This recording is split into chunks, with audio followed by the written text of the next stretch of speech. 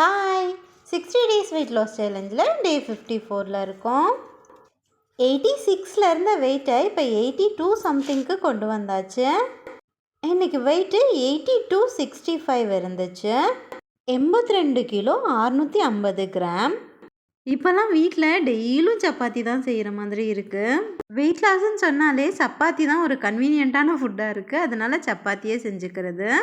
காலையில் ஒரு 9 மணிக்கு 2 சப்பாத்தியும் வெள்ளை சுண்டல் போட்டு கிரேவியும் எடுத்துக்கிட்டேன்.